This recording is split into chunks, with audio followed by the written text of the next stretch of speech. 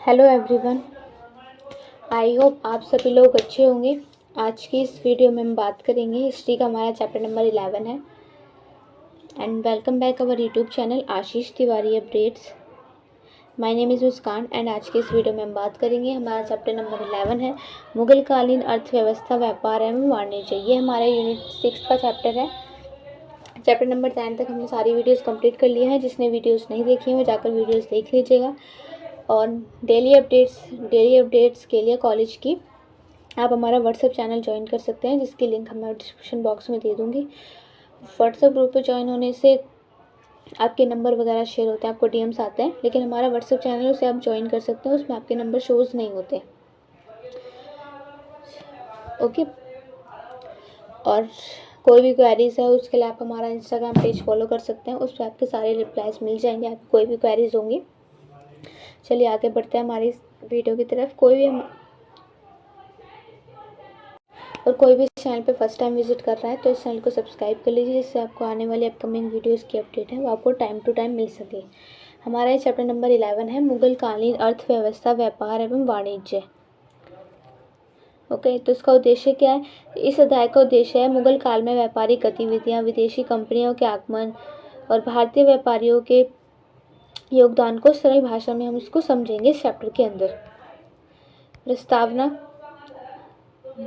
मुगल काल 1526 से 1857 तक था। मुगल साम्राज्य 1526 से 1857 तक था। ये बाबर ने इसकी नींव रखी थी। और मुगल साम्राज्य के जो आखिरी शासक थे वो बहादुर शाह जफर थे। तो भारत के ये आर्थिक व्यापारिक इतिहास का ये एक महत्वपूर्ण दौर था। इस अवधि में भारत का व्यापार कीमत काफ़ी समृद्ध, मतलब काफ़ी सक्सेसफुल पहुंच गया था। भारत की जो मसाले हैं, जो वस्त्र हैं, उसके जो रेशम, सोना चांदी, आभूषण, हस्तशिल्प जो वस्तुएं हैं विश्व भर में लोकप्रिय थी।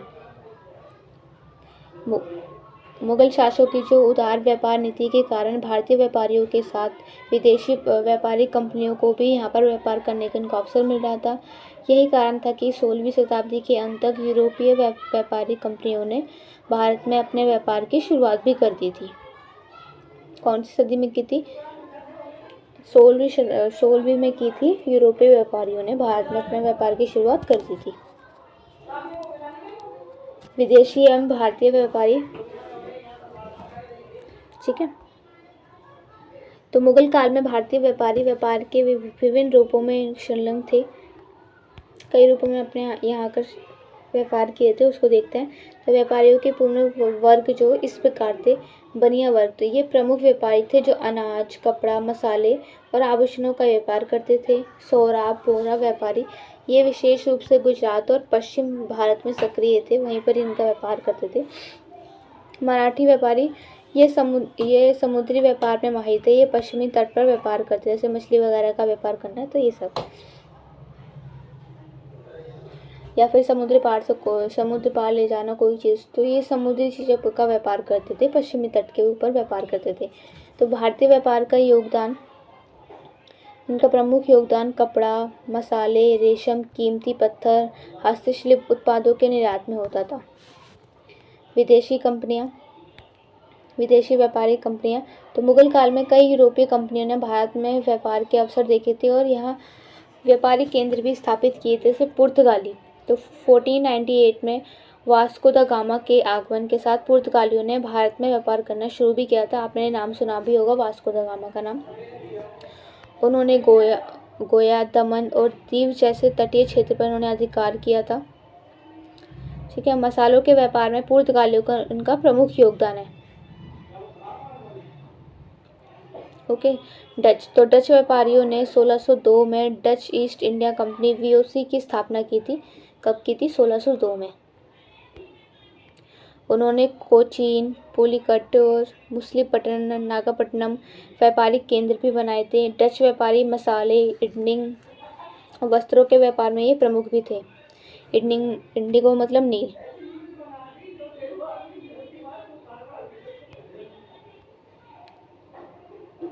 अंग्रेज के बारे में ब्रिटिश, तो 1600 में ईस्ट इंडिया कंपनी की स्थापना हुई थी के साथ अंग्रेजों ने भारत में व्यापार शुरू कर दिया था।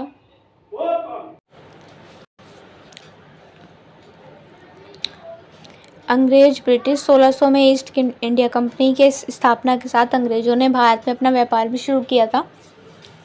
1600 में किया था। उन्होंने सूरत, मद्रास, चेन्नई, बम्बई मतलब मुंबई और कोलकाता में अपने व्यापारिक जो केंद्र को उनको स्थापित किया था। ये सारी जगह अंग्रेज व्यापारियों ने वस्त्र, मसाले और चाय के व्यापार में प्रमुख भूमिका भी निभाई थी। फ्रांसीसी लोगों ने 1664 में फ्रेंच ईस्ट इंडिया कंपनी की इन्होंने स्थापना की थी। उन्होंने पांडिचेरी, माही और चंद्रनगर में अपने व्यापारिक केंद्र भी स्थापित किए थे। फ्रांसीसी व्यापारी मसालों और वस्त्रों के व्यापार में सक्रिय थे, उसमें निपुण थे। मुगल काल में यूरोपीय व्यापारी कंपनियों का आगमन कैसे हुआ था? तो जो मुगलों की जो व्यापार की जो नीति थी ये काफ़ी उदार थी, जिससे विदेशी व्यापारियों को भारत में व्यापार करने का अवसर भी मिल रहा था। नेक्स्ट है कि मुगल शासकों ने यूरोपीय कंपनियों को बंदरगाहों पर फैक्ट्रियां मतलब व्यापारिक केंद्र स्थापित करने की अनुमति भी दी थी। और विदेशी कंपनियों ने भारत व्यापारियों में मसाले, सूती कपड़े, रेशम, माणिक मतलब कीमती पत्थर और अन्य वस्तुएं भी इन्होंने खरीदी थी। विदेशी व्यापारियों ने भारत में चांदी, सोने का खूब आयात किया था, जिससे भारतीय अर्थव्यवस्था में भी काफ़ी समृद्धि हुई थी। हालांकि धीरे धीरे अंग्रेजों ने अपने राजनीतिक और सैन्य प्रभाव के माध्यम से भारत में अपना आधिपत्य बढ़ा दिया था, जिससे भारत के स्वतंत्र व्यापार पर नकारात्मक प्रभाव भी पड़े थे। ठीक है, निष्कर्ष देख लेते हैं, कंक्लूजन इसका। तो मुगलकालीन भारत एक व्यापारिक दृष्टि से काफ़ी समृद्ध बनाया गया था और भारत के जो भारतीय व्यापारी हैं वो वस्त्र, मसाले और रत्नों के व्यापार में अग्रणी थे, मतलब उसमें वो निपुण हो गए थे। जबकि विदेशी व्यापारी कंपनियों ने भारत के समुद्री व्यापार पर अपना प्रभाव बढ़ाया था। विदेशी व्यापारी कंपनियों के आगमन को भारत की अर्थव्यवस्था को वैश्विक व्यापार में महत्वपूर्ण स्थान दिलवाया था, लेकिन आगे चलकर इन कंपनियों ने भारत के ऊपर राजनीतिक नियंत्रण स्थापित कर लिया था, कोशिश की थी। इसके शॉर्ट नोट्स देख लेते हैं। भारतीय व्यापारी बनिया, सोहराब, वोहरा और मराठी व्यापारी ये प्रमुख थे। पुर्तगाली तो गोवा, दमन और दीव में प्रमुख व्यापारी इनके केंद्र थे। डच कोचीन, पुलिकट और मछलीपट्टनम व्यापार केंद्र थे। अंग्रेज ये सूरत, मद्रास, बम्बई और कलकत्ता में इनके व्यापारिक केंद्र बन गए थे। फ्रांसीसी पांडिचेरी, माहे और चंद्रनगर में इनका व्यापारिक केंद्र था फ्रांसीसी का। और प्रमुख व्यापारिक जो वस्तुएं वो मसाले, रेशम, कपड़ा, साथ ही और कीमती पत्थर भी थे।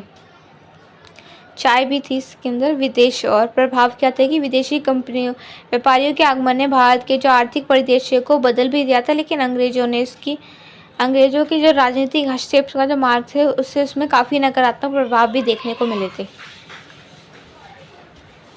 ठीक है, हमारा ये चैप्टर कंप्लीट होता है। इसकी PDF आपको हमारे टेलीग्राम चैनल पे मिल जाएगी।